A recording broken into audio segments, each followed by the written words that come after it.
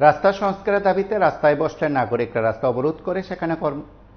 অবরোধ করে তারা তাদের বক্তব্যের কথা তুলে ধরেছেন। মূলত এই অবরোধ কর্মসূচিতে নামার আগে তারা তাদের দাবির কথা সংশ্লিষ্ট সকলের কাছে জানিয়েছেন, কিন্তু রাস্তা সংস্কার হচ্ছে না। বেহাল রাস্তার কথা তুলে ধরার পরও কোনো সংস্কার না হয় এবার রাস্তায় নেমে রাস্তার দাবিকে জোরালো করার চেষ্টা করছেন গ্রামবাসীরা।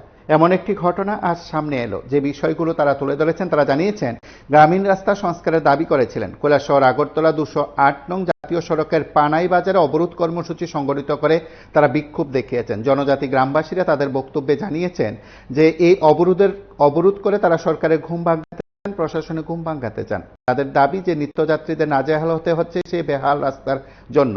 তারা প্রায় 2 ঘন্টা ধরে রাস্তা অবরোধ করার পূর্ত দপ্তরের আধিকারিকরা অবরোধ স্থলে উপস্থিত হয়ে আগামী 3 মাসের মধ্যে সমস্যার স্থায়ী সমাধান করবেন বলে তারা প্রতিশ্রুতি দেন।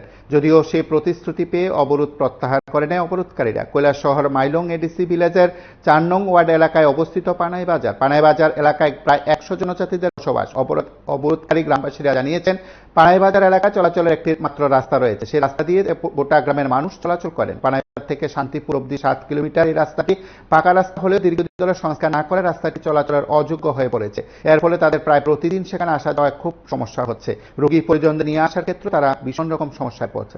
বিষয়গুলো তুলে ধরে আজ তারা কার্যত কৈলাসহর আগরতলা যাবার 208 নং বিকল্প জাতীয় সড়ক অবরোধ করে বিক্ষোভ প্রদর্শনের মাধ্যমে সরকারের ঘুম ভাঙাতে চেয়েছেন। বেহাল রাস্তার কথা তুলে ধরেছেন সংবাদ মাধ্যমের কাছে। সামগ্রিক বিষয়গুলো নিয়ে আমরা তাদের বক্তব্য শুনবো।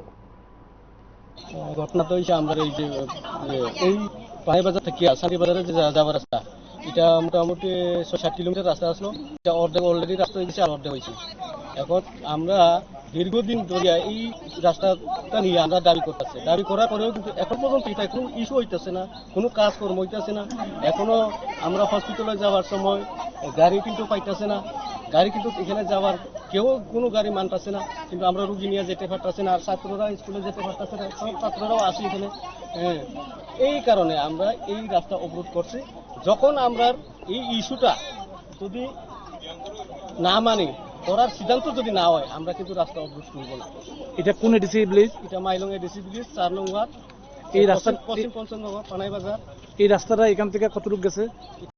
ধরেন এখন প্রায় 7-8 কিলোমিটার হইব। 6-7 কিলোমিটার হইব। এর মধ্যে 2-3 কিলোমিটার পড়ছে। এই যে রাস্তাটা অর্ধেক কাজ হয়েছে আর অর্ধেক কাজ হয়েছে না? অর্ধেক কাজ হয়েছে। কতদিন আগে অর্ধেক কাজ হয়েছে? ধরেন 6-7 মাস আগে। তো আপনারা এই বিষয় নিয়ে স্থানীয় পঞ্চায়েত কর্তৃপক্ষ কিংবা স্থানীয় মহকুমা শাসক বা স্থানীয় এরকম তো আমরা করছি না, কিন্তু আমরা যে এলাকার যে পরিচালক হিসাবে আছে তাদেরকে আমরা অনেকবার কওয়া হয়েছে, তারা কিন্তু অনেকবার জানানো হয়েছে। তারা তরফ হইতিয়া তো জানানো হইতেছে, জানানো হওয়ার পরেও তারা কিন্তু এটা কার্যকরী করতে পারতেছে না।